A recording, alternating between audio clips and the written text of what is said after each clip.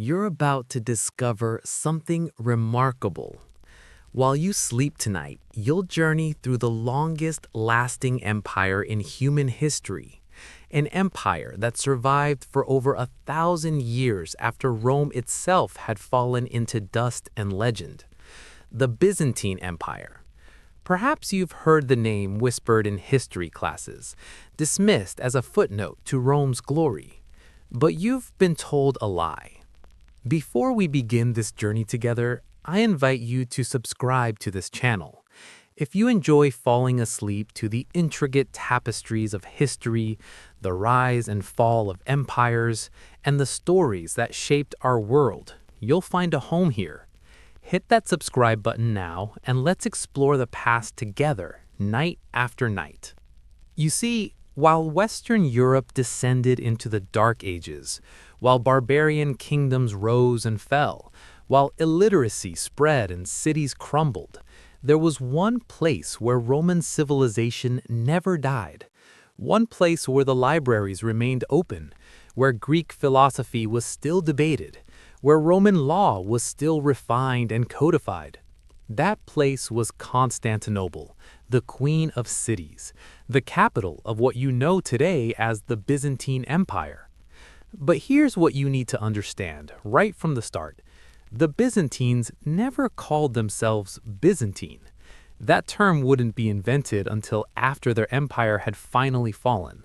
No, when you walk the streets of Constantinople in the year 800 or 1000 or even 1400 and you ask someone what they were, they would look at you with pride and say Romaioi, Roman.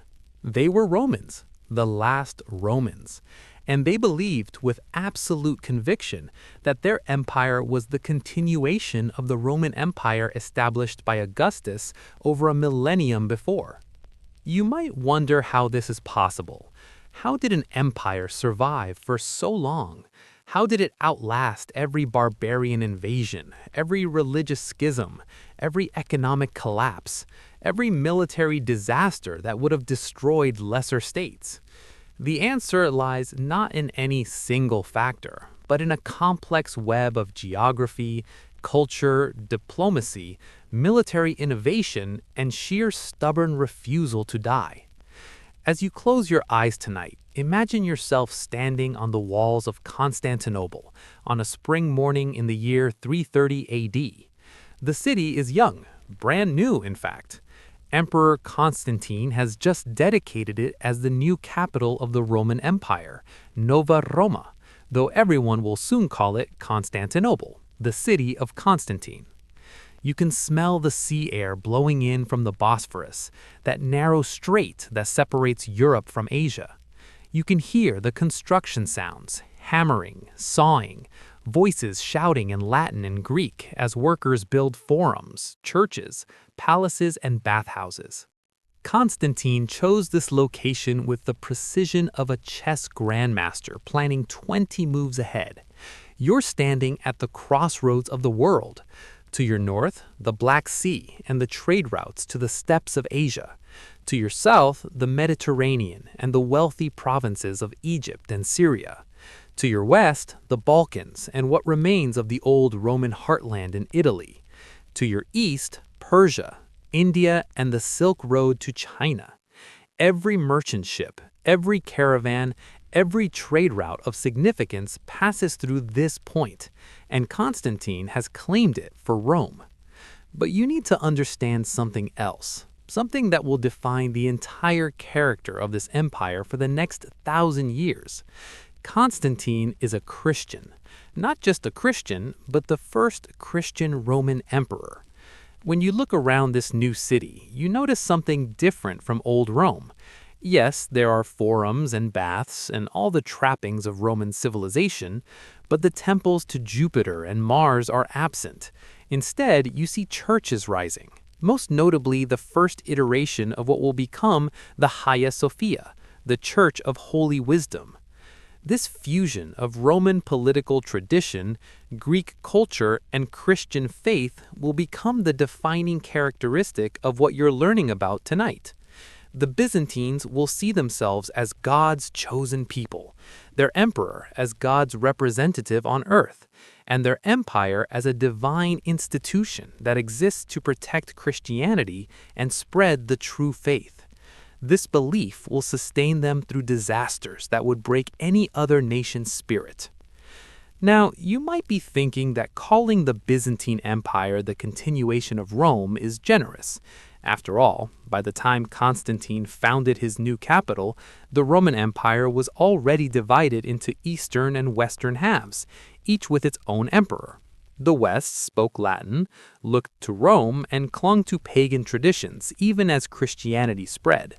The East spoke Greek, looked to Constantinople, and embraced the new Christian religion with fervor.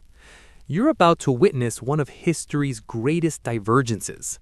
As you drift off to sleep tonight, picture the year 476 AD. In the West, the last Western Roman emperor, a boy with the ironic name of Romulus Augustulus, Little Augustus, is deposed by a Germanic chieftain named Odoacer. The Western Roman Empire, the empire of Caesar and Augustus, of Hadrian and Marcus Aurelius, is finished. The Germanic kingdoms take over. Visigoths in Spain, Vandals in North Africa, Franks in Gaul, Ostrogoths in Italy itself. But in Constantinople, the Emperor Zeno sits on his throne reading reports of the West's collapse with concern, but not panic. Because from his perspective, the Roman Empire hasn't fallen. It's simply contracted. One half has been temporarily lost to barbarians, yes, but the other half, his half, remains strong.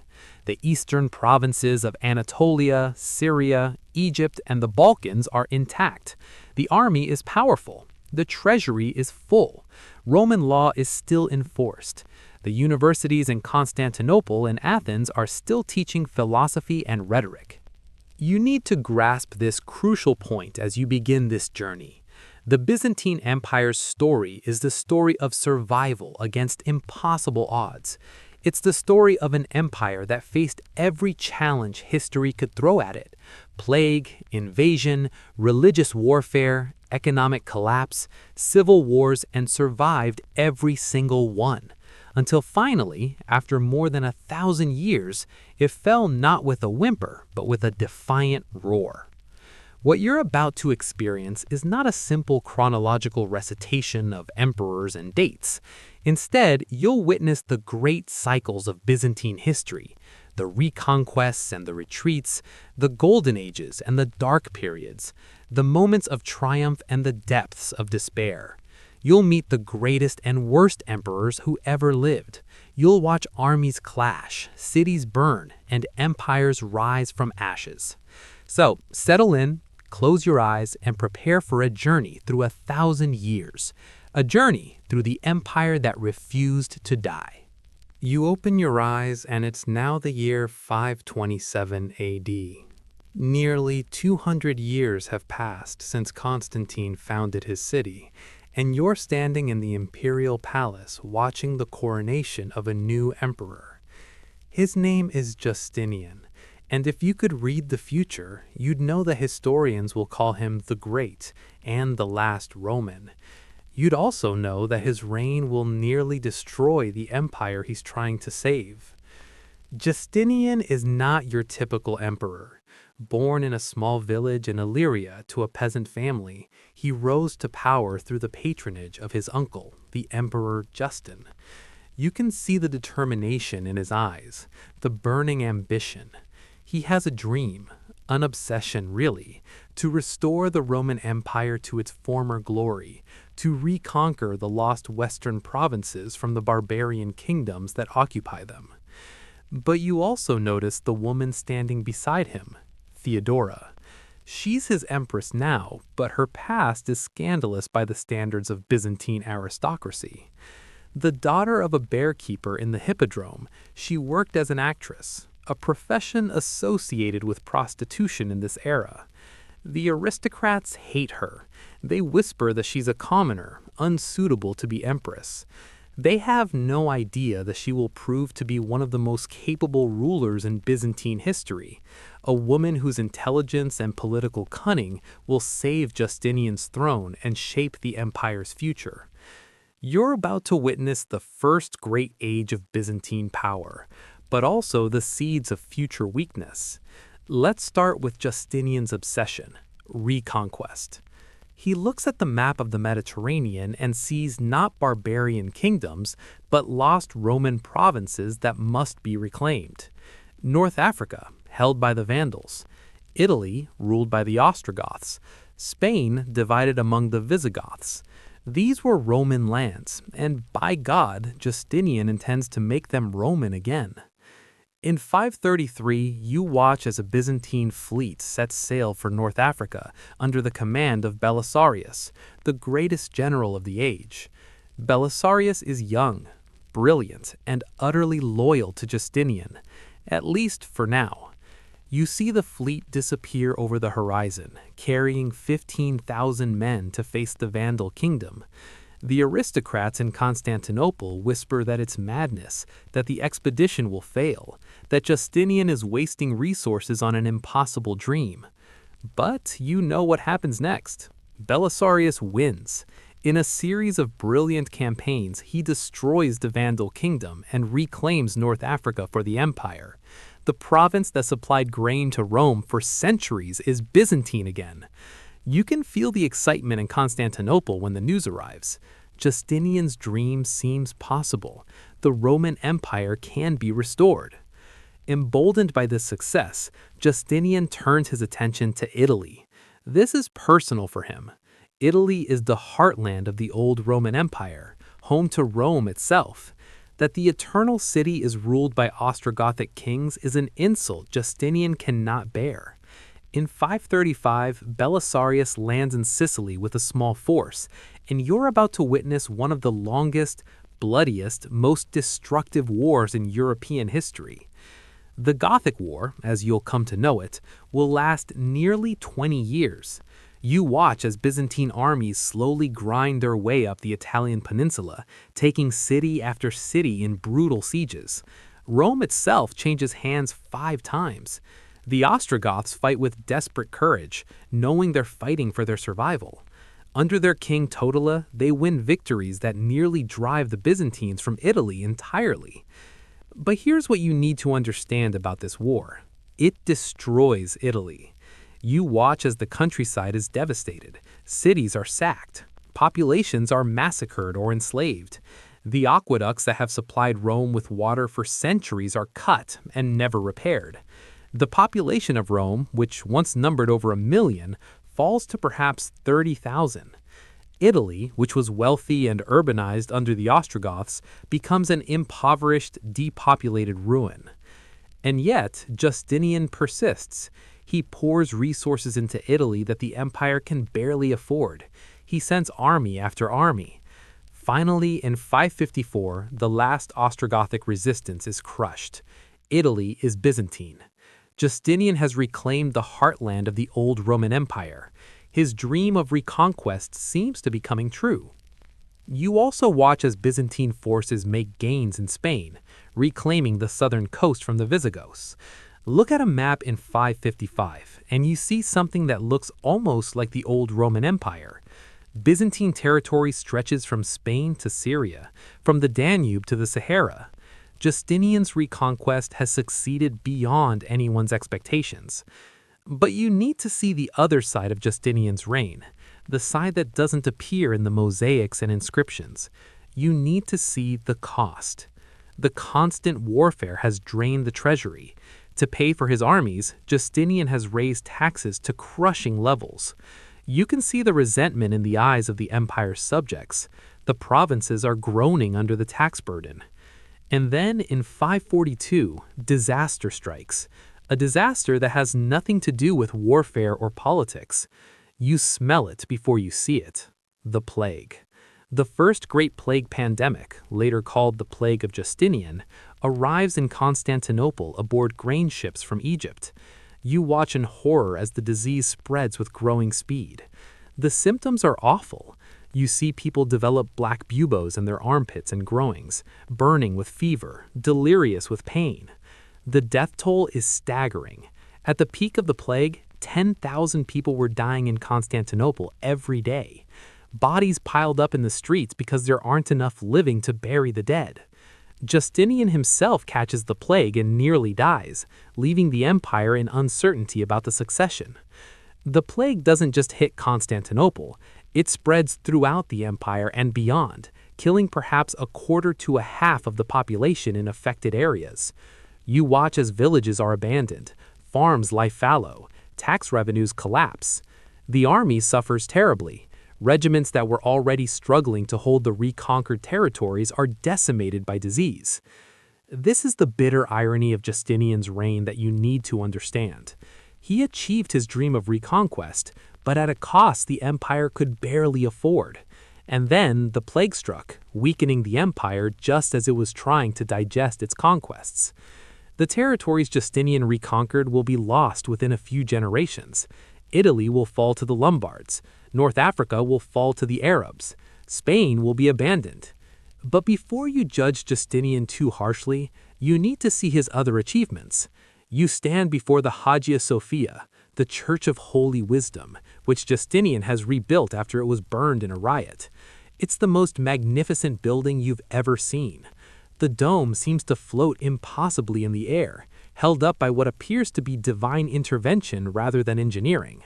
You're still in Justinian's reign, but now you need to understand something that will outlast all his military conquests, something that will influence legal systems across the world for the next 1,500 years. You're watching as teams of lawyers and scholars gather in the palace, working under Justinian's direct supervision on a project that will define civilization itself, the codification of Roman law. For centuries, Roman law has accumulated like sediment, layer upon layer of edicts, legal opinions, statutes, and precedents stretching back to the 12 tables of the early Republic. You can imagine the confusion. A lawyer in Constantinople trying to resolve a property dispute has to wade through hundreds of years of sometimes contradictional legal rulings.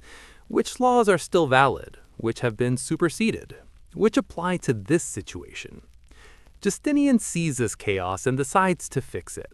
He appoints a commission led by the brilliant legal scholar Tribonian, and you watch as they undertake the monumental task of reviewing every piece of Roman legal writing they can find. They're creating what you'll come to know as the Corpus Juris Civilis, the body of civil law. This isn't just a collection of laws. It's the distillation of 1,000 years of Roman legal wisdom into a coherent, usable system. You need to grasp the magnitude of this achievement. The commission produces 4 main works: the Codex, which collects all imperial edicts still in force, the Digest, which compiles the opinions of the great Roman jurists, the Institutes, a legal textbook for students, and the Novels, which contains Justinian's own new laws. Together, these works preserve Roman legal thinking in a form that will survive the empire's eventual fall. When you look at modern legal systems around the world, you're seeing the ghost of Justinian's code, the concept that laws should be written down and accessible, the idea of legal precedent, the distinction between criminal and civil law, the rights of citizens, the procedures of courts. All of this comes down to you from the work these Byzantine lawyers are doing right now in the 6th century. But you also need to see the violence and chaos that nearly destroyed Justinian before he could complete any of his great works. It's January 532, and you're in Constantinople during the chariot races at the Hippodrome. This isn't just entertainment. The Hippodrome is where politics happens, where the emperor meets his people, where grievances are aired. You need to understand the factions. The chariot racing teams, the Blues and the Greens, are far more than sports fans. They're political organizations, quasi-military groups that represent different social classes and political interests. The Blues generally represent the orthodox establishment and the aristocracy. The Greens represent the masses and often harbor religious dissenters. You're watching the races when you hear it start. The crowd begins chanting, "Nika, Nika, victory, victory." But this isn't support for a chariot team. This is revolution. You watch in shock as the blues and greens, usually bitter rivals, unite against Justinian. They're angry about the high taxes, about corrupt officials, about Justinian's religious policies. The riot explodes out of the hippodrome and into the city. You see fires starting everywhere as the mob burns government buildings, aristocratic mansions, churches. The rioters are demanding that Justinian abdicate and be replaced by a nobleman named Hypatius. For 5 days, you watch Constantinople burn. The death toll climbs into the tens of thousands. The center of the city is being destroyed. You're in the palace now, where Justinian is meeting with his advisors. The emperor is ready to flee. Ships are being prepared to take the imperial family to safety. The greatest empire in the world is about to fall to a mob because its emperor lost his nerve. And then Theodora speaks. You need to hear her words because they change everything. Those who have worn the crown should never survive its loss. If you wish to flee, Emperor, the ships are ready, but I will stay. I like the old saying, purple makes a fine burial shroud. Purple, the color only emperors can wear. Theodora is telling her husband that she would rather die as empress than live as a fugitive. Her courage shames Justinian into action. You watch as Belisarius, recently returned from his victories in North Africa, takes 3,000 loyal soldiers into the hippodrome where the rioters have gathered. The mob is crowning Hypatius as emperor, completely unaware of what's about to happen. Belisarius' soldiers enter from multiple gates, and what happens next is a massacre. You hear the screams as trained soldiers cut down unarmed rioters. The hippodrome becomes a killing ground. When it's over, 30,000 people are dead. Hypatius is executed. The riot is over. Justinian's throne is secure, and he knows he owes it all to Theodora's courage. But you need to see the aftermath. The center of Constantinople lies in ruins. The old Hagia Sophia is destroyed. Much of the Senate House is gone. Government buildings are blackened shells. And yet, from this destruction comes opportunity. Justinian now has the chance to rebuild Constantinople as a Christian imperial capital, worthy of its role as the center of the world. You watch over the next 5 years as the new Hagia Sophia rises from the ashes. The architects, Anthemius of Tralles and Isidore of Milet, are attempting something never done before. They're building a dome over a square base that's larger than any dome since the Pantheon in Rome. The mathematics involved are staggering. The engineering is pushing the limits of what's possible. When the church is finally dedicated in 537, you stand inside and understand why people believe they're standing at the threshold of heaven. The dome seems to float, held up by 40 windows that flood the interior with light. The walls are covered in marble and mosaics that gleam in the candlelight. Gold leaf catches the sun. The sheer scale overwhelms you. Justinian himself, at the dedication, supposedly exclaimed, "Solomon, I have surpassed you," comparing his church to the legendary temple in Jerusalem. This church will stand for 1,000 years as the greatest church in Christendom. It will inspire countless imitations. When the Ottomans finally conquer Constantinople in 1453, they will preserve it, recognizing its magnificence. And it stands today, 1,500 years later, still one of the most impressive buildings ever constructed. But you're beginning to see the pattern of Justinian's reign, aren't you?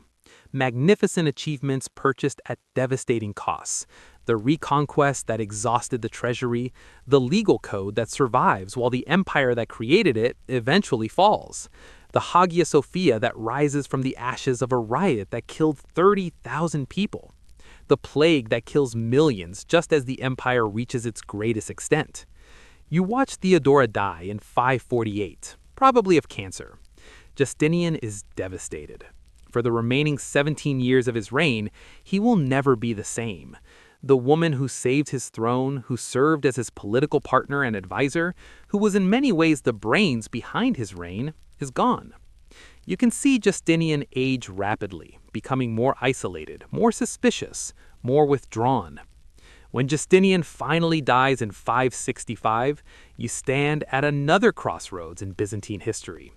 He leaves behind an empire that stretches from Spain to Mesopotamia, a legal code that will outlast any empire, architectural marvels, and a treasury that's nearly bankrupt. His successors will have to deal with the consequences of his ambitions. And as you're about to see, those consequences will nearly destroy everything he built. You're standing in Constantinople in the year 634, just 5 years after Heraclius's triumphant return with the True Cross. The empire should be entering a golden age. The Persian threat has been eliminated. The Sasanian Empire is in chaos after decades of warfare. The provinces are back under Byzantine control. Peace should reign. But you're about to witness something that will change the world forever. Something that no one saw coming. Reports are reaching the capital of strange raids on the southern frontier. Arab tribesmen emerging from the desert are attacking Byzantine outposts in Palestine and Syria. At first, you hear the imperial court dismiss these as typical border raids, nothing more than banditry. The Arabs have raided the settled lands for centuries. This seems like business as usual. But you know better. You can see that something is fundamentally different this time. These Arabs are united in a way they've never been before. They're fighting under the banner of a new religion, Islam, preached by a prophet named Muhammad, who died just 2 years ago in 632. You need to understand what this means. These aren't raiders looking for plunder who will melt back into the desert when faced with serious resistance. These are warriors fighting a holy war, convinced that they're doing God's work, believing that death in battle guarantees paradise. In 636, you witness the Battle of Yarmouk, and you need to pay close attention because this is where the world changes. A Byzantine army, perhaps 25,000 strong, faces an Arab force in the rocky terrain near the Yarmouk River, in what is now Jordan. The Byzantine commander is Theodore Thrithedios, and he's confident. His soldiers are professional troops, well-equipped and experienced. The Arabs are mostly light cavalry and infantry, armed with spears and swords, seemingly no match for Byzantine heavy cavalry and disciplined formations. But you watch as the battle unfolds over 6 days, and you see why the Arabs are winning. They're more mobile, more motivated, better adapted to the terrain. They use the desert as a weapon, appearing and disappearing, refusing to engage in the kind of set-piece battle where Byzantine advantages would tell. And when they do fight, they fight with a ferocity that shocks the Byzantine troops. On the 6th day, you watch in horror as the Byzantine lines break. The retreat becomes a rout. Soldiers flee toward the steep ravines near the river, and thousands fall to their deaths or are cut down by pursuing Arab cavalry. Theodore Thrithedios dies in the battle.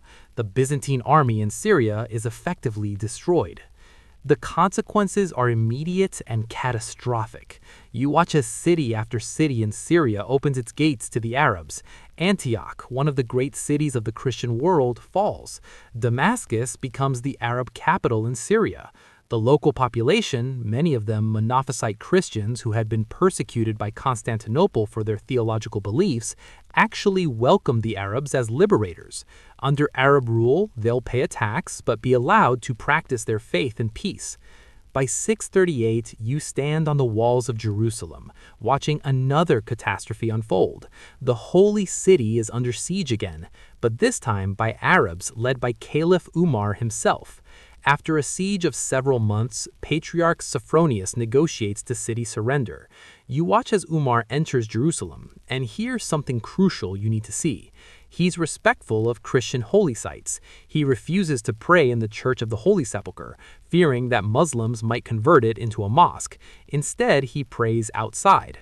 But Jerusalem, the city Heraclius fought so hard to reclaim from Persia, is lost again. This time, as it turns out, for good. You need to shift your gaze to Egypt now, because what happens there is even shocking. In 639, an Arab army of just 4,000 men invades Egypt, the richest province of the empire. 4,000 men against the breadbasket of Byzantium. It should be absurd. But you watch as the Arabs, commanded by the brilliant general Amr ibn al-As, outmaneuver the Byzantine defenders. The Battle of Heliopolis in 640 is the decisive moment. The Byzantine army in Egypt is defeated, and you watch as Alexandria, the great Hellenistic city, the intellectual center of the Mediterranean, comes under siege. The city holds out for over a year, but in 642 it finally surrenders.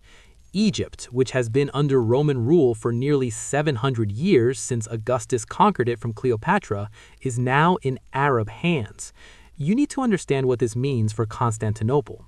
The grain supply is cut off. The capital, which has relied on Egyptian grain for centuries, now faces potential starvation. The tax revenues from Egypt, enormous wealth, are gone.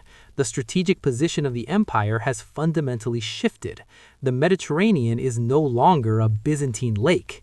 And it doesn't stop. You watch as Arab forces sweep through North Africa. Carthage, the city Rome destroyed and rebuilt, falls in 698. The Byzantine presence in North Africa, already weakened by Berber uprisings, is steadily eliminated. By the early 7th century, Arab forces have crossed the Strait of Gibraltar and are conquering Visigothic Spain. Within just 70 years of Muhammad's death, an Arab empire stretches from Spain to Persia, and the Byzantine Empire has lost 2/3 of its territory. You're back in Constantinople, in the palace, watching Heraclius cope with this catastrophe. The emperor who saved the empire from Persia is now watching everything he fought for slip away. He's trying to understand how this happened. How did desert Arabs, whom the Byzantines always considered inferior and primitive, conquer the richest provinces of the empire in just 5 years? You see Heraclius searching for theological explanations. He becomes convinced that God is punishing the empire for religious disunity. The Monophysite controversy, the question of whether Christ has one nature or two, has divided the Christian world for centuries. Heraclius tries to find the compromise formula, called monothelitism, which argues that Christ has two natures but one will. But this satisfies no one and creates yet another religious faction. You watch as Heraclius dies in 641, broken and despondent. His last years were marked not just by military disasters, but by personal scandal. He married his own niece, Martina, which even in Byzantium was considered incestuous. The union was seen as cursed. Several of their children were born with disabilities. When Heraclius dies, the succession is contested between his sons from different marriages, leading to yet more instability. But you need to see what the Arab conquests mean for the empire's very identity. The territories lost, Syria, Egypt, North Africa, were the most populous, wealthiest parts of the empire. You're watching the Byzantine Empire transform from a Mediterranean power into essentially an Anatolian Balkan state. The loss of Egypt and Syria means the loss of the empire's theological universities, its intellectual centers, its diverse Christian communities. In 674, you witness something that shows just how serious the Arab threat has become. An Arab fleet arrives at Constantinople itself and establishes a base on the Asian shore of the Sea of Marmara. For 7 years, from 674 to 678, Arab ships blockade Constantinople during the sailing season, trying to starve the city into submission. Every spring, you watch the Arab fleet return. Every year, you wonder if this is when the city will fall. But Constantinople has a secret weapon, and you're about to see it in action. Greek fire, an incendiary weapon whose exact composition is still unknown today. It's projected from bronze tubes mounted on Byzantine ships, and it burns on water, cannot be extinguished with water, and clings to whatever it touches. You watch as Byzantine dromons, the empire's war galleys, spray this liquid fire onto Arab ships. The enemy vessels burst into flames. Sailors jump into the sea to escape the fire, only to find the water itself burning around them. The psychological effect is devastating. Arab sailors begin to fear Byzantine ships. The blockade becomes untenable. In 678, the Arab fleet withdraws, defeated. You see the relief in Constantinople. The city has survived again. But the cost has been enormous. The constant warfare has depopulated Anatolia. Cities have shrunk. Trade has collapsed. The empire is a shadow of what it was under Justinian, or even under Heraclius before the Arab conquests. You need to see how the loss of the eastern provinces affects Byzantine culture itself. With Syria and Egypt gone, the empire becomes more uniformly Greek. Latin, which was still used for official documents under Justinian, virtually disappears. The emperors stop calling themselves Caesar and Augustus, Latin titles, and adopt the Greek title Basileus. The Roman Empire is becoming the Greek Empire, though they'll never admit it. The theological character changes too. The Monophysite Christians of Syria and Egypt are now outside the empire. The remaining Byzantine population is more uniformly orthodox in its theology, more unified in its religious practice. But there's also a new religious intensity, almost a siege mentality. You see it in the art, more icons, more emphasis on saints and holy protectors, more apocalyptic thinking. Many Byzantines believe they're living in the end times, that the Arab conquests are a sign that the Last Judgment is approaching. You open your eyes and find yourself in Constantinople in the year 726. Nearly a century has passed since the Arab conquests began, and the empire has stabilized, barely. The Arabs have been held at bay, the borders are more or less secure, and life continues. But you're about to witness a crisis that will tear Byzantine society apart for over a century. A crisis not over territory or taxes, but over images, over whether it's acceptable to paint pictures of Christ and the saints. You need to understand the context. You're in a world where most people cannot read.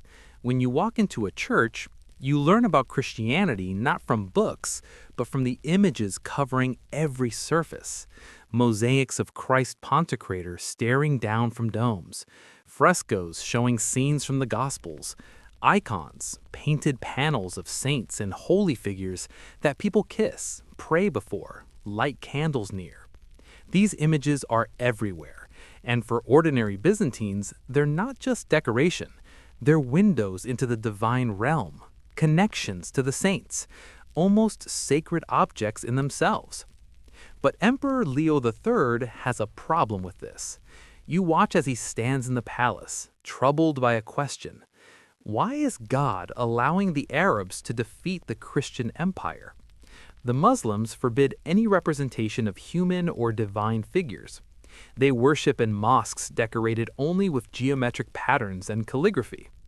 And they're winning.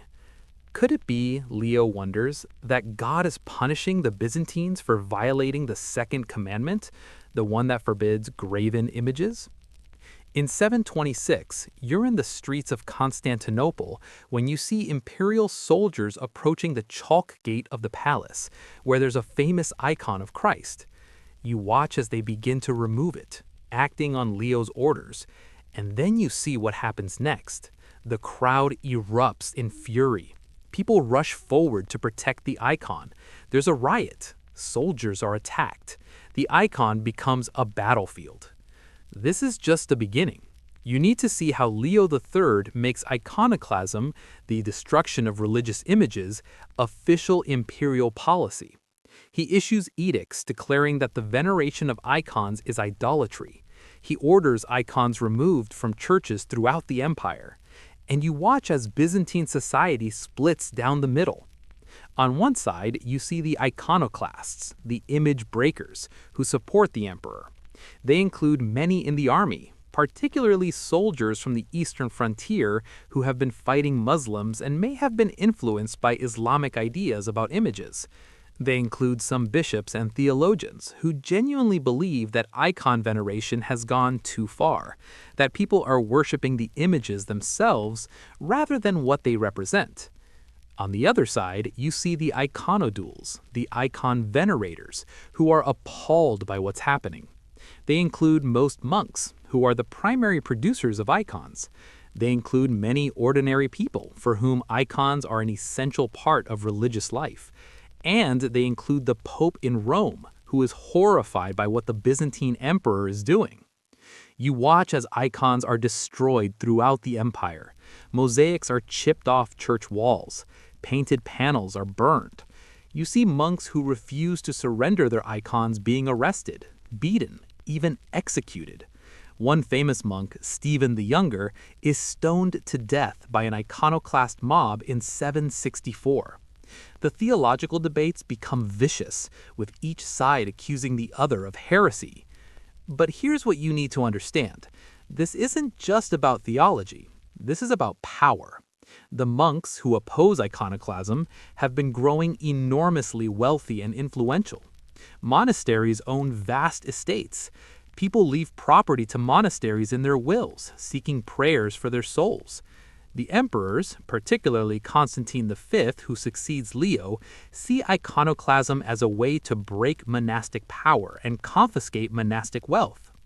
You're in a church watching workmen chip away at a beautiful mosaic of the Virgin Mary.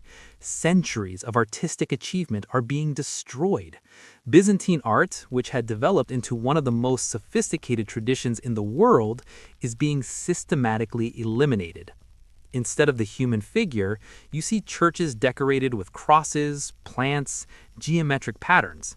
The iconoclasts aren't barbarians, they create their own aesthetic, but they're destroying an irreplaceable artistic heritage. The conflict has international consequences that you need to see. In Italy, where the Pope and the people venerate icons, Byzantine authority has been weakening for decades anyway, due to Lombard invasions. The iconoclast policy pushes Italy away from Constantinople. In 754, Pope Stephen II makes a fateful decision. Rather than looking to Constantinople for protection against the Lombards, he crosses the Alps and crowns Pepin, king of the Franks, as protector of the church. This is the beginning of the alliance between the papacy and the Frankish kingdom that will eventually lead to the crowning of Charlemagne as emperor in 800. You watch as the iconoclast emperors actually have significant military success. Constantine V, called Copronymus, named in dung by his enemies because he supposedly defecated in his baptismal font as an infant, is one of the most effective military emperors of the 8th century. You see him campaign successfully against the Arabs and against the Bulgars. He repopulates parts of Anatolia. He strengthens the army. But his religious policies make him hated by later Byzantine historians, almost all of whom are monks who despise iconoclasm. In 775, Constantine V dies, and gradually the iconoclast position weakens. In 780, a woman becomes regent for her young son. Her name is Irene, and you need to pay attention to her because she's one of the most controversial figures in Byzantine history. She's beautiful, intelligent, politically ruthless, and a convinced iconodule. You watch as she carefully maneuvers to restore icon veneration. In 787, you're present at the Second Council of Nicaea, the Seventh Ecumenical Council. Bishops from throughout the Christian world gather to debate the icon question. After months of discussion, they reach a theological compromise that you need to understand. Icons are acceptable, but they should be venerated, not worshipped. There's a distinction between the respect and honor given to an image and the worship that belongs to God alone. It sounds subtle, perhaps too subtle, but it provides the theological justification for restoring icons. You watch as icons begin to reappear in churches. Mosaics are created again. Painted panels of saints emerge from hiding. But the conflict isn't over. In 815, Emperor Leo V, facing military defeats by the Bulgars, revives iconoclasm. He decides, like Leo III before him, that God must be punishing the empire for allowing icons. You're back to destroying images, persecuting monks, theological warfare. This second phase of iconoclasm is less intense than the first, but it still lasts for nearly 30 years. You see Empress Theodora, another regent, another woman named after Justinian's great empress, finally restore icon veneration permanently in 843. This restoration is celebrated annually in the Orthodox Church as the Triumph of Orthodoxy, a feast day that commemorates not just the restoration of icons, but the defeat of all heresies. But you need to see the cost of this 100-year conflict. Thousands of works of art have been destroyed. Many of the greatest masterpieces of early Byzantine art are gone forever. The empire has been divided and weakened by internal conflict when it should have been focusing on external threats.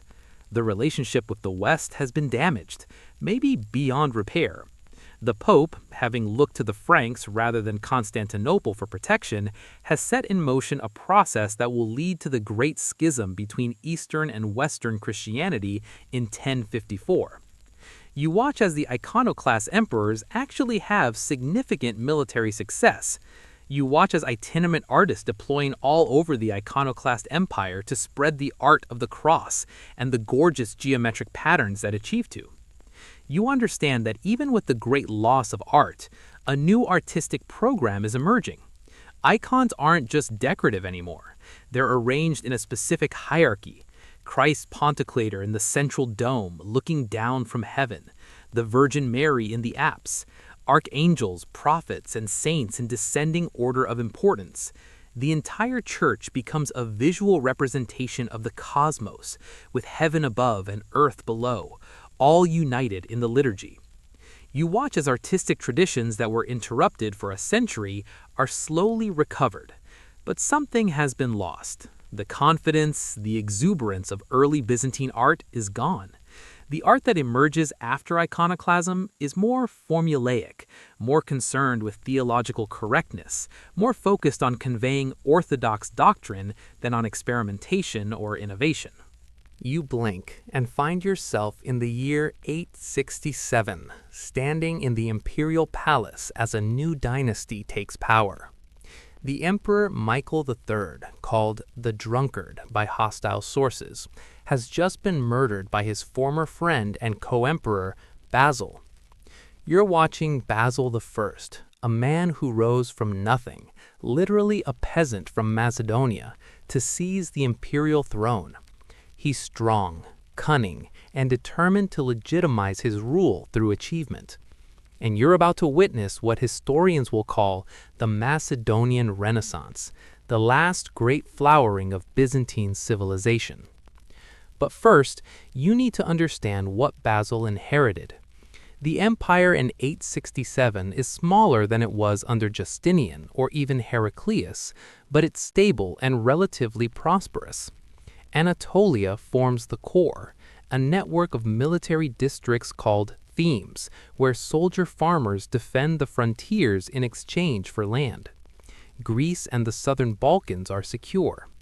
The empire has lost Italy except for some southern territories, lost North Africa, lost the Levant and Egypt, but what remains is defensible, economically viable, and culturally coherent. You watch as Basil sets about securing his dynasty. He commissions histories that legitimize his rule, claiming descent from the ancient Arsacidid dynasty of Armenia to give himself aristocratic pedigree. He's a capable military commander, and you see him campaign against the Arabs in southern Italy and Anatolia, regaining some territory. But his greatest achievement isn't military, it's legal. You remember Justinian's great legal code. By the 9th century, it's in Latin, a language that most Byzantines no longer understand well. The empire has become thoroughly Greek.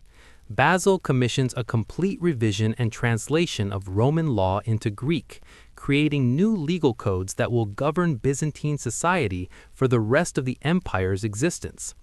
You're watching the final transformation from Roman Empire to Greek medieval state, though they still call themselves Romans.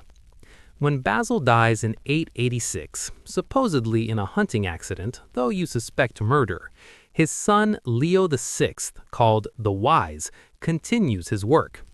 You need to pay attention to Leo because he's one of the most intellectual emperors in Byzantine history. He's a scholar, a theologian, a military theorist. Under his reign, you watch as Byzantine culture reaches new heights. The art is extraordinary. You see the mosaics being created in churches. The technique has been refined to perfection after the iconoclast controversy. gold leaf backgrounds that shimmer in candlelight, figures with solemn expressions, elongated proportions, and otherworldly quality.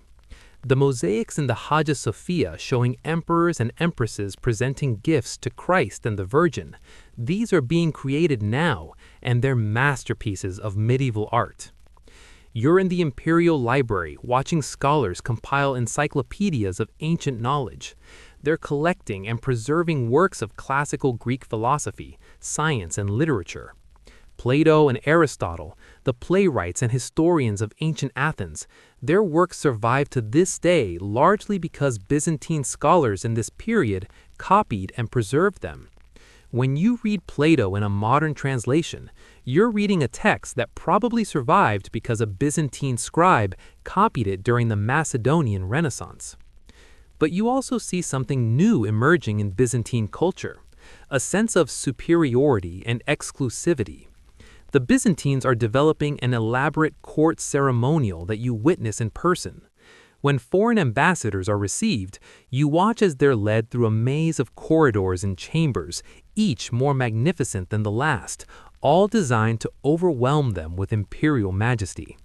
They finally reach the throne room where the emperor sits on a mechanical throne flanked by golden lions that roar and mechanical birds that sing.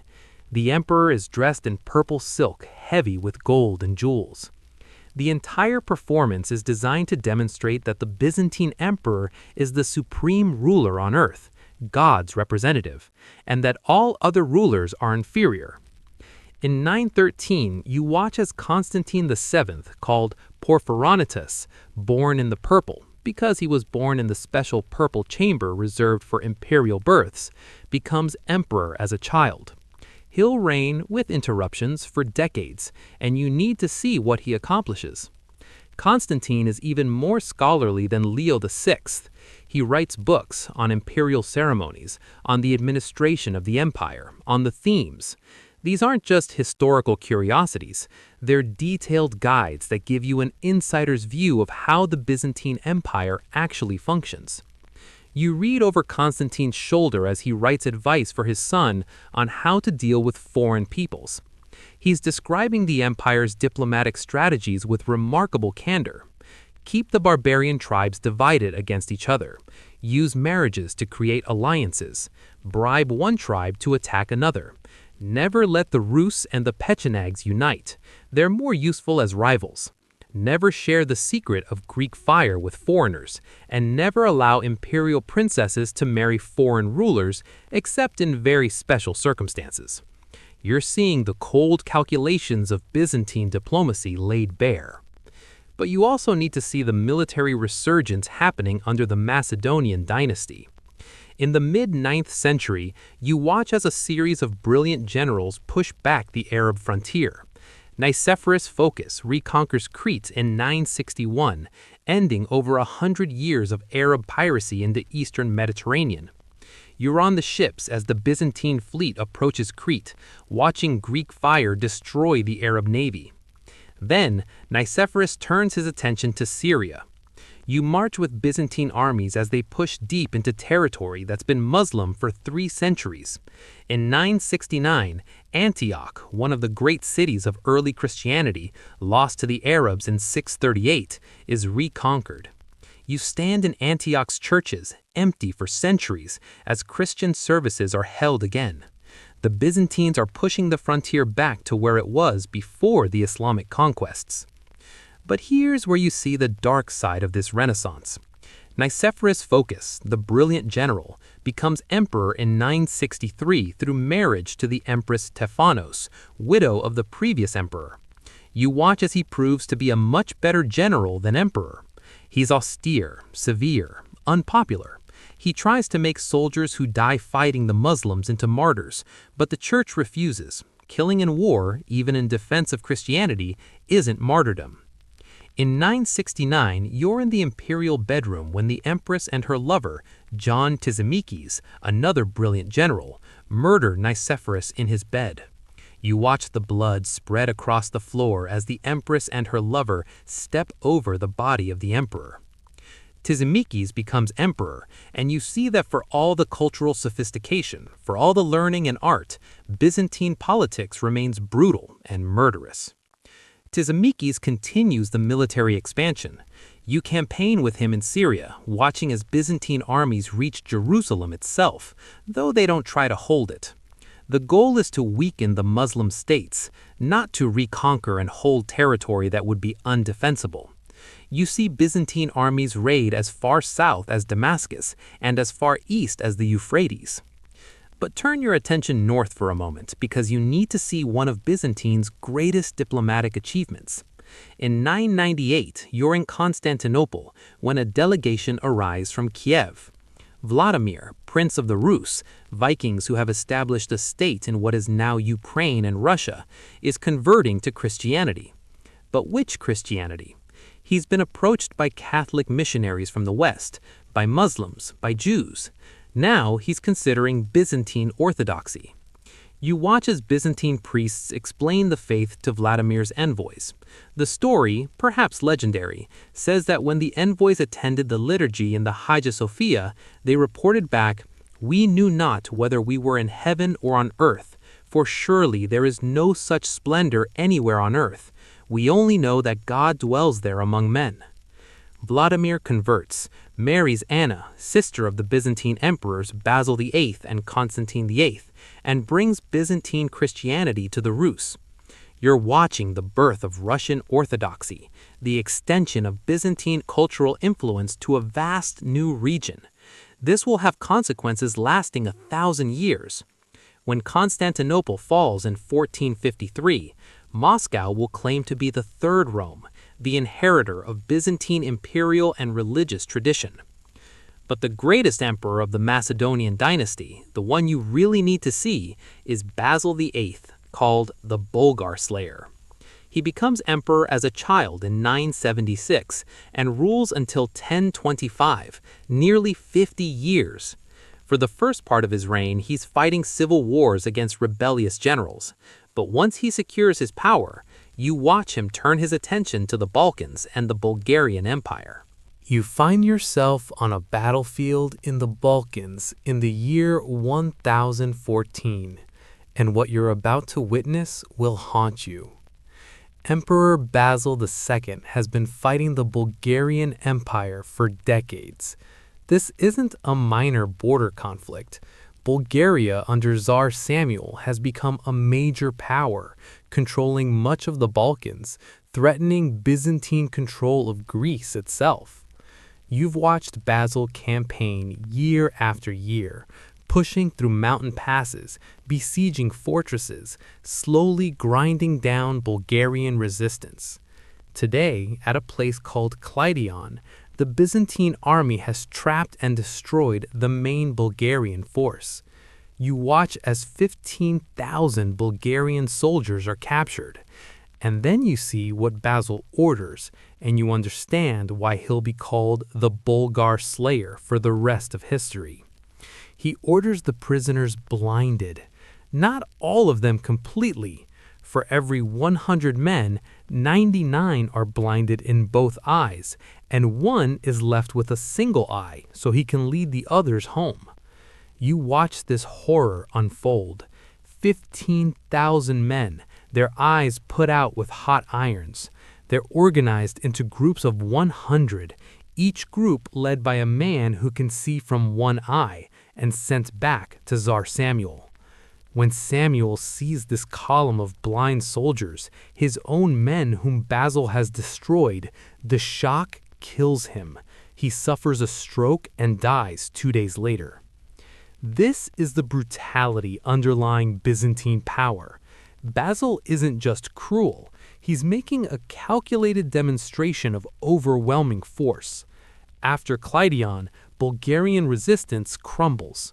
By 1018, you watch as the last Bulgarian fortresses surrender.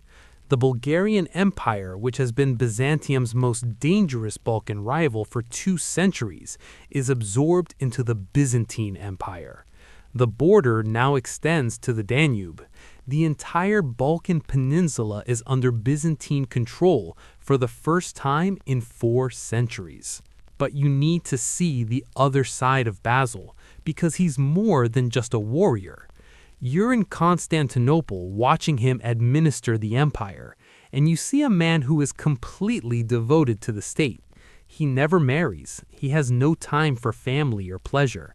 He lives simply, almost ascetically. You watch as he rises before dawn every day to review reports from every corner of the empire. He knows the details of tax collection in every theme. He knows which generals can be trusted and which need watching. Basil understands that the empire's strength comes from its free peasant farmers who serve as soldiers. You watch as he issues laws protecting these small farmers from being absorbed into the estates of the great aristocratic families. The powerful families, the Focuses, the Scleros, the Molinos, have been buying up land, turning free farmers into dependent tenants. This weakens the military because these farmers can no longer serve as soldiers. Basil fights this trend ruthlessly, confiscating illegally acquired lands, protecting peasant holdings. When Basil dies in 2025, you need to pause and look at what he's leaving behind. The Byzantine Empire is at its greatest extent since the 7th century. It stretches from southern Italy to Armenia, from the Danube to Crete, from the Adriatic to Syria. The treasury is full. Basil has accumulated a surplus of 14 million pounds of gold through careful administration and the plunder of Bulgaria. The army is the most powerful in the known world. No enemy threatens the frontiers. This is the zenith of Byzantine power in the Middle Ages. But here's what you need to see. Basil leaves no heir. He never married, and his brother Constantine VIII, who becomes emperor, is elderly and incompetent. You're watching as a dynasty that has ruled successfully for a century and a half comes to an end with no clear succession plan. And you're about to see how quickly an empire can decline when leadership fails. Constantine VIII dies in 2028 after just 3 years of ineffectual rule. His daughter Zoe becomes empress, and for the next 30 years you watch as the empire is ruled by a series of emperors who gain the throne through marriage to Zoe or her sister Theodora. These aren't the strong military emperors of the previous century. These are bureaucrats, intellectuals, and favorites who gain power through palace intrigue rather than merit. You watch as Constantine IX Monomachos, one of Zoe's husbands, disbands some of the Armenian military units to save money. He's more interested in funding his mistress and building churches than maintaining the army. You see the great landowning families, the very families Basil II fought to control, regaining power and influence. The free peasant farmers are being absorbed into great estates again. The military power of the empire is eroding. But Byzantine culture in the mid-11th century is still magnificent. You need to see this. You're in Constantinople watching as the university is refounded, with schools of law and philosophy. Scholars like Michael Pephalis are writing histories, teaching philosophy, corresponding with intellectuals across the Christian world. The Hagia Sophia is being renovated. New mosaics are being added. The city is wealthy, sophisticated, and cosmopolitan. In 1054, you witness an event that seems minor at the time, but will have enormous consequences. Cardinal Humbert, a papal legate, marches into the Hagia Sophia and places a bull of excommunication on the altar, excommunicating the Patriarch of Constantinople. The Patriarch responds by excommunicating the papal legates. You're watching the Great Schism, the final break between the Catholic Church of the West and the Orthodox Church of the East. The issues are complex. Arguments about whether the Holy Spirit proceeds from the Father alone or from the Father and the Son, whether bread for communion should be leavened or unleavened, whether priests can marry, who has ultimate authority over the Church. But underneath the theology, you see the reality. The Byzantine and Western churches have been drifting apart for centuries.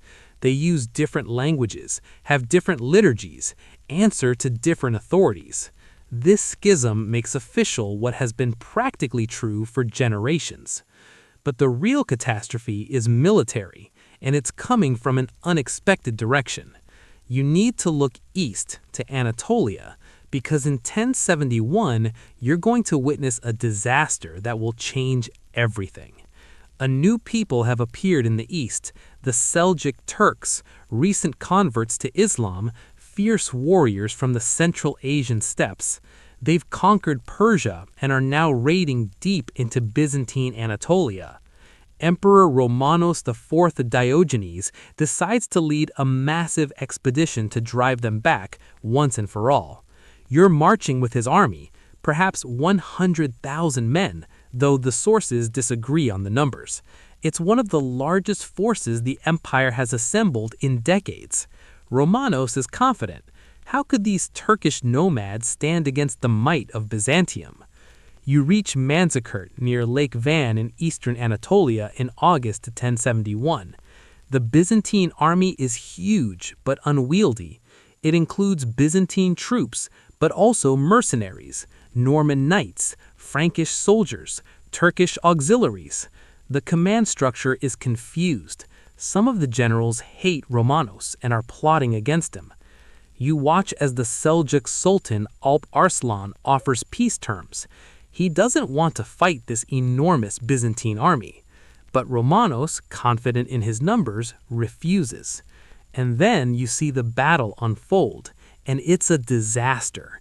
The Turkish horse archers use their mobility to devastating effect, raining arrows on the Byzantine formations. Some of the Byzantine units, the Turkish mercenaries suspiciously, defect to the Seljuks. Andronicus Ducas, one of the Byzantine commanders, retreats with his forces without fighting, probably as part of a plot against Romanos. The Byzantine army disintegrates. Romanos himself is captured, the first time a Byzantine emperor has been captured in battle since Valerian was taken by the Persians in 260 AD. You watch as Alp Arslan treats his captive with courtesy, even respect. He releases Romanos for a week in exchange for a ransom and a peace treaty. But you need to see what happens next, because this is where the real damage occurs. Romanos returns to Constantinople to find that he's been deposed. The Duca family, rivals who helped engineer the defeat at Manzikert, have seized power. Romanos is blinded and dies from his wounds shortly after. The peace treaty with the Seljuks is repudiated. And then you watch as Anatolia, the heartland of the empire, the source of its soldiers and much of its wealth, slips away. With the Byzantine government paralyzed by civil war between rival aristocratic families, with no strong emperor to organize defense, Turkish tribes pour into Anatolia. They're not organized conquerors at first, they're nomads looking for. You're in Constantinople in 1081, and the empire is dying. The treasury that Basil II filled is empty, squandered by incompetent emperors and civil wars. Anatolia, the heartland, is mostly lost to the Seljuk Turks. In the west, the Normans, those same Vikings who settled in northern France and then conquered England in 1066, have taken southern Italy and are now threatening Byzantine Greece itself. The empire that seemed invincible 50 years ago is on the verge of collapse.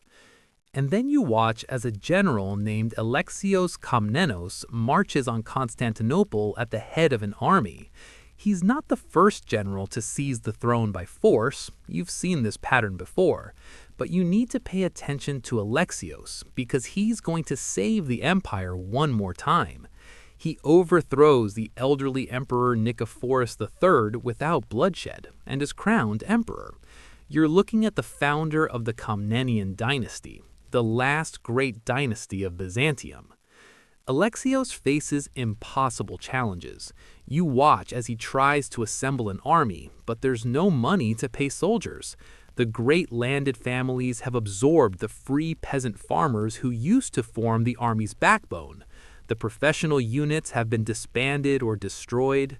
Alexios has to rely on foreign mercenaries, Normans, Franks, Turks, whoever will fight for pay, but there's barely enough money to pay them. In 1081, you're on the Adriatic coast, watching as Robert Guiscard, the Norman Duke of Apulia, invades with a powerful army. The Normans are the best heavy cavalry in Europe, and Guiscard is one of the era's great military commanders. You watch the Battle of Dyrrhachium, and it's a catastrophe for Byzantium. The Byzantine army, such as it is shattered. Guiscard's Normans seem unstoppable. But you see, Alexios' genius isn't military, it's diplomatic. He can't defeat the Normans in battle, so he doesn't try. Instead, you watch as he sends envoys to Venice, offering trading privileges in exchange for naval support. The Venetian fleet arrives and defeats the Norman fleet, cutting Guiscard's supply lines. Alexios sends agents to Italy to stir up rebellion against Norman rule. He sends gold to the German emperor to encourage an invasion of Norman Italy. Guiscard is forced to abandon his invasion of Byzantium to defend his own territory. You're seeing a new kind of Byzantine statecraft. Alexios can't match his enemies in military power, so he uses diplomacy, bribery, and manipulation to turn them against each other. He's spending gold instead of blood, using cunning instead of force. It works, but it's also a sign of weakness. The empire can no longer defeat its enemies directly. In the east, you watch as Alexios tries to deal with the Seljuk Turks, who now control most of Anatolia. He can't drive them out. He doesn't have the forces. Instead, he makes treaties with some Turkish emirs, plays them against each other, establishes a frontier of sorts. It's not the reconquest he dreams of, but it stabilizes the situation. And then in 1095, you see Alexios make a decision that will have consequences far beyond anything he imagines.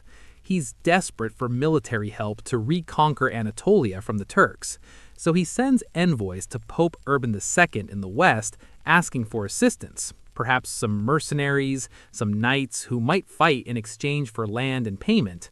You watch the envoys depart, having no idea what they're about to unleash. What happens next shocks everyone.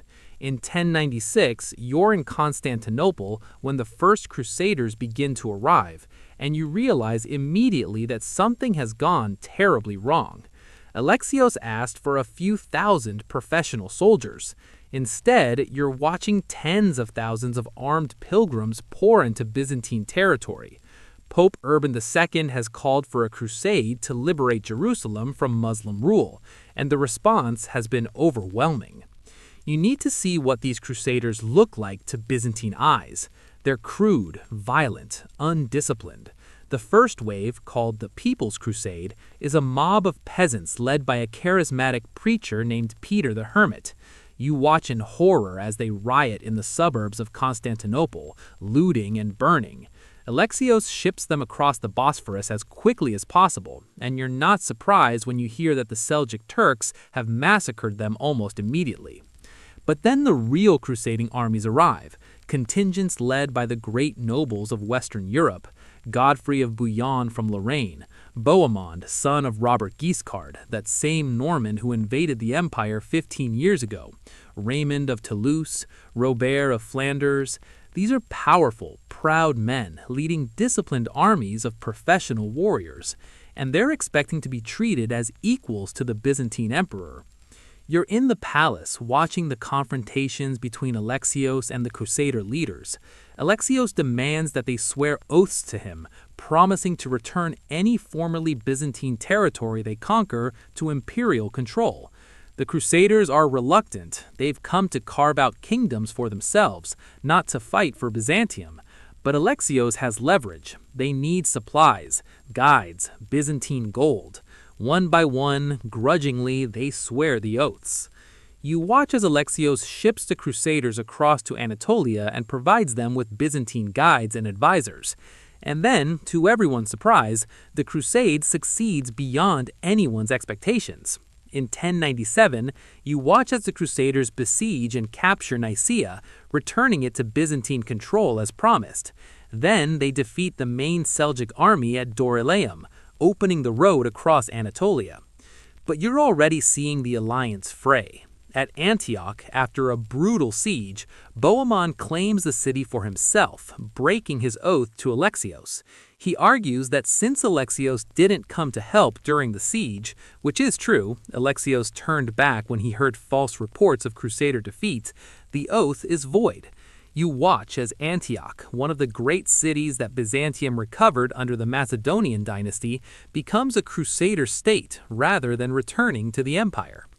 In 1099, you receive news that the Crusaders have captured Jerusalem itself. They've massacred the Muslim and Jewish inhabitants in an orgy of violence that shocks even medieval standards of warfare. 4 Crusader states are established: the Kingdom of Jerusalem, the County of Tripoli, the Principality of Antioch, and the County of Edessa. And Byzantium has recovered some territory in western Anatolia, but far less than Alexios hoped. You need to understand the long-term consequences of this First Crusade. Yes, Byzantine territory has been partially restored. Yes, the Seljuk threat has been reduced, but the Crusade has also created new problems. The Crusader states in Syria are Latin, Catholic kingdoms that are often hostile to Byzantium.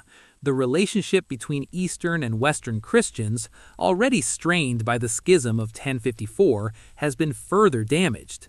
The Byzantines see the Crusaders as barbarous thugs. The Crusaders see the Byzantines as effete, cowardly, and treacherous. You watch Alexios in his later years trying to consolidate what he's gained. He's recovering cities in western Anatolia. He's restoring the army using a new system. Rather than relying on free peasant farmers who no longer exist, he's granting land to soldiers in exchange for military service. It's similar to the feudal system developing in Western Europe, but adapted to Byzantine conditions. When Alexios dies in 1818, you see that he's stabilized the empire. It's smaller than under Basil II, but it survived. The dynasty he founded will rule for another century. But you also see the seeds of future problems. The empire is becoming militarized, dominated by a military aristocracy. The relationship with the West is poisoned, and the empire is dependent on playing enemies against each other because it lacks the strength to defeat them. Alexios' son, John II, called the Beautiful or the Good, takes the throne in 1918, and you need to watch him because he's one of the underrated emperors in Byzantine history. Where his father was cunning and diplomatic, John is straightforward and honorable. You march with him on campaign after campaign against the Hungarians in the Balkans, against the Turks in Anatolia, against the Crusader states in Syria. John is trying to restore imperial authority over the Crusader states. In 1138, you're at the siege of Antioch, watching as John forces Prince Raymond of Antioch to acknowledge Byzantine suzerainty. The imperial banner flies over Antioch again, even if Byzantine control is more theoretical than real. But you're beginning to see John's weakness. He's too honorable for the age he lives in. He keeps his word even when it's disadvantageous. He treats defeated enemies with mercy when ruthlessness would serve him better.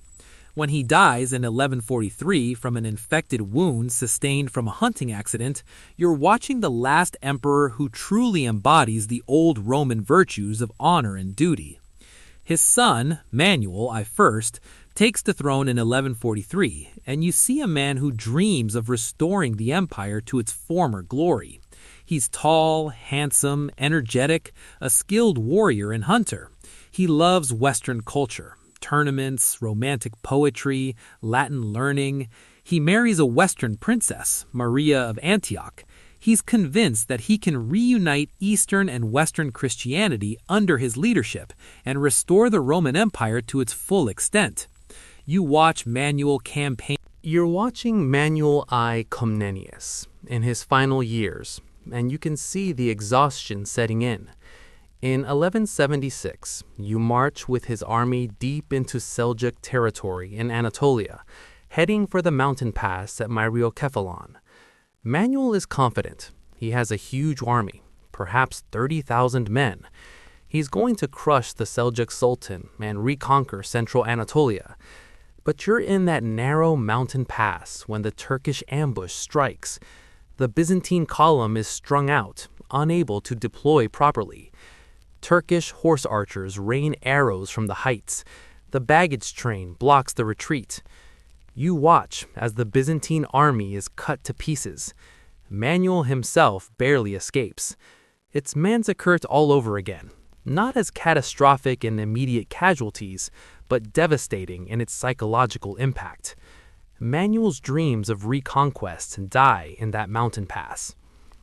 When Manuel dies in 1180, you see the Qing Dynasty beginning to collapse. His son, Alexios II, is only 11 years old. The regency is contested between his mother, the Latin princess Maria of Antioch, and various aristocratic factions. You watch as Constantinople descends into chaos, riots, murders, palace coups. In 1182, you witness a horrifying massacre as a mob whipped up by anti-Latin sentiment slaughters the Italian merchants living in Constantinople. Thousands die. The Venetian and Genoese quarters are burned. Andronicus Comnenius, Manuel's cousin, seizes power through a combination of popular support and terror. You watch as he murders the young emperor Alexios II, marries his child widow, and establishes a reign of paranoia and violence. Aristocrats are arrested, tortured, executed on the slightest suspicion of disloyalty. For 3 years, you live in fear as Andronicus's secret police terrorize Constantinople. In 1185, the Normans of Sicily, seeing Byzantine weakness, invade again. They sack Thessalonica, the empire's second city, with horrible brutality. You hear the reports, 7,000 dead, thousands more enslaved. And suddenly, the people of Constantinople have had enough of Andronicus. You watch as a mob storms the palace. Andronicus tries to escape, but is captured. What happens next is too brutal to describe in detail, but you see the emperor tortured to death in public, his body mutilated and desecrated. The crowd's rage is terrible to witness. Isaac II Angelos becomes emperor, founding the Angelos dynasty, but you can see immediately that he's weak and incompetent. The empire is fragmenting. In the Balkans, Bulgaria revolts and reestablishes its independence. In Anatolia, Turkish beyliks are expanding. In Cyprus, a Byzantine governor declares independence. The provinces are slipping away, and Isaac seems unable or unwilling to do anything about it. In 1195, you watch as Isaac is overthrown by his own brother, Alexios III, who has him blinded and imprisoned. You're seeing the empire eating itself from within. The military is demoralized. The treasury is empty. Alexios III is selling off state property and debasing the coinage to pay for his extravagant lifestyle. The Italian merchant cities, particularly Venice, are gaining more and more economic control over what's left of imperial trade. And then, in 1102, you hear news that makes your blood run cold. A new crusade has been called, the Fourth Crusade, and it's supposed to go to Egypt to strike at Muslim power there. But the Crusaders have assembled in Venice, and they can't pay Venice for the ships they've contracted. You watch as Doge Enrico Dandolo, the blind, elderly, but brilliantly cunning leader of Venice, makes the Crusaders an offer. Help Venice reconquer the city of Zara from Hungary, and the debt will be postponed. The crusade is diverted. Christian warriors attack a Christian city. The Pope excommunicates them, but they don't care. And then you hear the next development. Alexios Angelos, the son of the deposed emperor Isaac II, has approached the Crusaders with an offer. If they help restore his father to the throne, he'll pay them enormous sums of money, provide troops for their crusade, and reunite the Eastern and Western churches under papal authority. It's an obvious trap, but the Crusaders, desperate for money, accept. In 1203, you're standing on the walls of Constantinople, watching the largest Western fleet ever assembled in the Mediterranean approach the city. Hundreds of ships carrying thousands of armed knights and soldiers. The Crusaders are supposed to be going to fight Muslims in Egypt. Instead, they're here to interfere in Byzantine politics. You watch as the Crusaders attack the sea walls. Their ships are fitted with flying bridges that they drop onto the towers. The Venetian blind doge Dandolo, over 90 years old, personally leads the assault on his galley. The defenders fight, but not with much conviction. They hate Alexios III. The usurper emperor, seeing the writing on the wall, flees the city with what treasure he can carry, abandoning his empire. Isaac II is released from prison and restored to the throne, blind and broken. His son, Alexios IV, becomes co-emperor, and then you watch the disaster unfold. Alexios IV has promised the Crusaders wealth the empire doesn't have. He's promised to reunite the churches, which the Byzantine people will never accept. You watch as he desperately tries to raise money, confiscating church treasures, imposing crushing taxes, debasing the currency even further. The people of Constantinople hate him. They hate the Crusaders camped outside the walls. In early 1204, riots break out. Alexios IV is overthrown and murdered by a nationalist faction led by Alexios V Ducas, called Murtzouphoulos because of his bushy eyebrows. Murtzouphoulos immediately takes a hard line with the Crusaders. He will not pay them, and they should leave.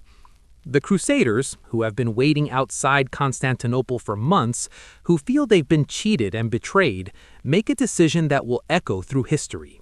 If the Byzantines won't pay them, they'll take payment themselves. They're going to conquer and sack Constantinople. You need to see what happens next, even though it's almost unbearable. On April 12, 1204, the Crusader assault begins. You watch from inside the city as the Venetian ships with their flying bridges approach the sea walls. The defenders fight harder this time. They're defending their homes now, not a usurper emperor. But the Crusaders are professional warriors, the best heavy cavalry and infantry in Europe, and they're angry. The walls are breached. Crusader soldiers pour into the city, and then begins one of the worst sacks in history. For 3 days, you watch Western Christian soldiers loot and burn the greatest Christian city in the world. Churches are desecrated. The Hagia Sophia, the most magnificent church in Christendom, is stripped of its treasures. Gold and silver are melted down. Ancient manuscripts are burned. Classical statues that have stood for 1,000 years are smashed for their bronze. You see prostitutes dancing on the altar of the Hagia Sophia. You watch as drunken soldiers destroy mosaics to pry out the gold tesserae. Libraries that have preserved classical learning for centuries are burned. The bronze horses from the Hippodrome are taken to Venice, where they still stand today. Relics are stolen, the crown of thorns, pieces of the true cross, bones of saints, all shipped west. The death toll is relatively low, perhaps 2,000 killed, but the cultural destruction is incalculable.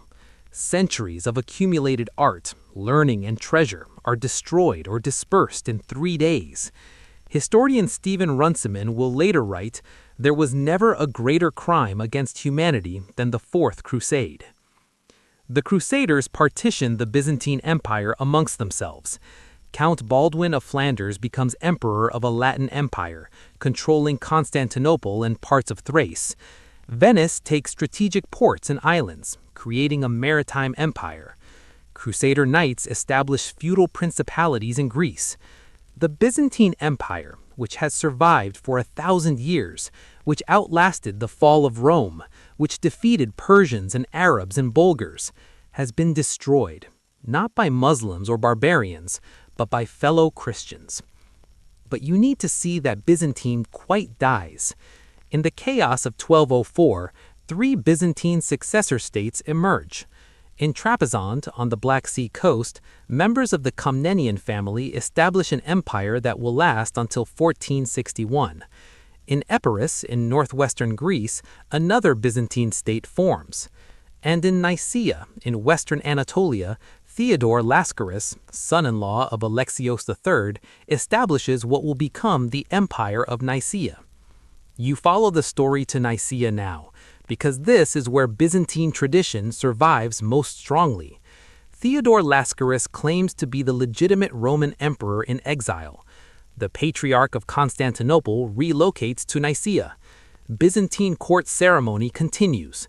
The dream of reconquering Constantinople never dies. You watch as the Nicaean emperors, the last dynasty, build a functional state. They defeat the Seljuk Turks at the Battle of Antioch on the Meander in 1111, securing their Anatolian